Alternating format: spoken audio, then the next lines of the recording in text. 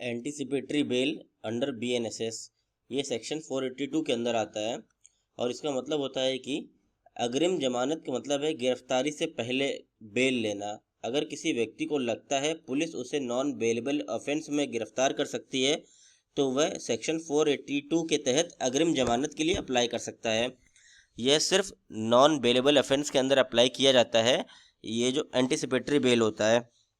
अब कुछ important features of anticipatory bail. Prevent arrest, police arrest से पहले सिक्योरिटी मिलती है इसके अंदर, यानी जब भी आपको लगे कि पुलिस अरेस्ट करने वाली है किसी भी नॉन बेलेबल ऑफेंस के अंदर तो एंटीसिपेटरी बेल अप्लाई की जा सकती है मजिस्ट्रेट के सामने। Granted only for non bailable offence, छोटे मोटे अपराधों में नहीं दी जाती है, जैसे चोरी हो गई या फिर जिसमें 3 साल की सजा है। साधारण अपराधों में एंटीसिपेटरी बेल नहीं दी जाती है, सिर्फ और सिर्फ नॉन बेलेबल ऑफेंस जैसे रेप, मर्डर या कोई हीनियस ऑफेंस है तो उसके अंदर अगर आपको लगता है कि गलत फंसाया जा रहा है, पॉलिटिकली मोटिवेटेड है ये क्राइम, तो आप अप्लाई कर सकते हैं। गिवन बिफोर अरेस्ट, अरेस्ट के बाद इसे नहीं लिया जा सकता, यानी अरेस्ट होने से पहले एंटीसिपेटरी बेल के लिए अप्लाई किया जाता है मजिस्ट्रेट के सामने। अगर मजिस्ट्रेट ग्रांट कर देते हैं परमिशन तो फिर आपको पुलिस अरेस्ट नहीं कर सकती है। कोर्ट्स डिस्क्रिशन, कोर्ट बेल देने या ना देने का फैसला फैक्ट्स के आधार पर करती है और ये पूरा डिपेंड करता है कि डिस्क्रिशन के कोर्ट पे होता है कि कोर्ट आपको अलाउ करे एंटीसिपेटरी बेल के लिए या डिसअलाउ भी कर सकती है। कंडीशंस में भी इम्पोज्ड, जैसे पुलिस इन्वेस्टिगेशन में सहयोग करना, सिटी ना छोड़ना या श्योरिटीज़ या कोई बेल बॉन्ड जैसी कंडीशंस इम्पोज कर सकती है सरकार, मजिस्ट्रेट इम्पोज कर सकते हैं। Grounds for cancellation of anticipatory bail, कुछ ग्राउंड्स बताए गए हैं जिसके चलते निरस्त किया जा सकता है anticipatory bail. Misuse of bail, अगर बेल का मिसयूज किया जा रहा है एक्यूज द्वारा तो अलाउ नहीं किया जाएगा एंटीसिपेटरी बेल के लिए। एक्यूज अगर सबूत नष्ट करे या गवाह को प्रभावित करे तब एंटीसिपेटरी बेल नहीं दी जा सकती है।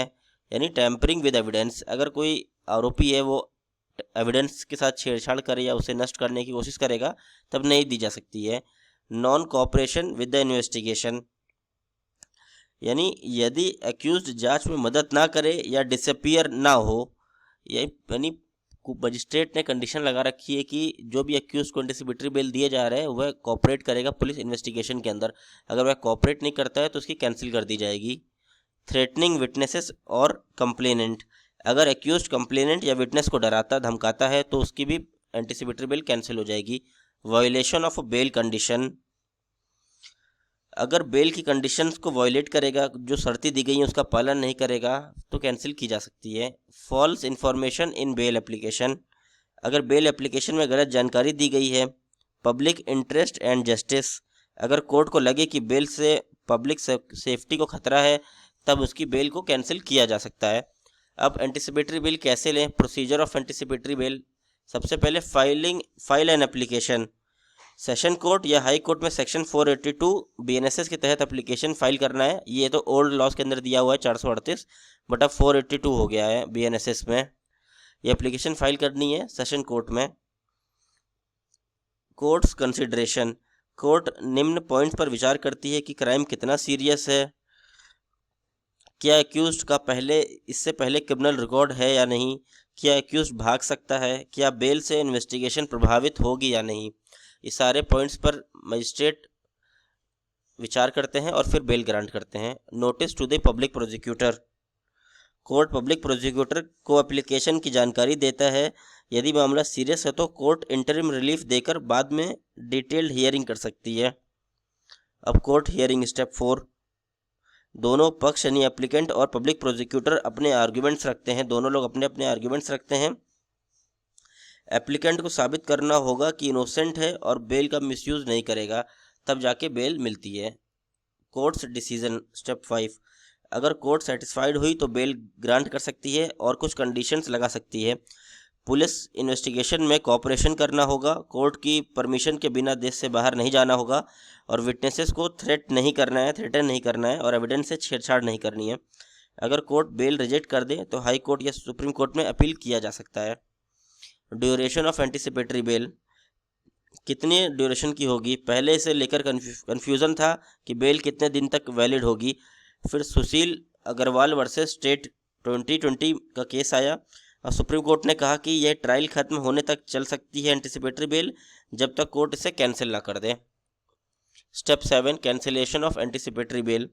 स्टेट गवर्नमेंट या कंप्लेनेंट बेल कैंसिल करने की रिक्वेस्ट कर सकते हैं अगर अक्यूज्ड बेल का मिसयूज़ करे या नया एविडेंस सामने आ जाए कोई, या अक्यूज्ड एब्सकॉन्ड करने की कोशिश करे या एविडेंस से टैंपरिंग करने की कोशिश करे।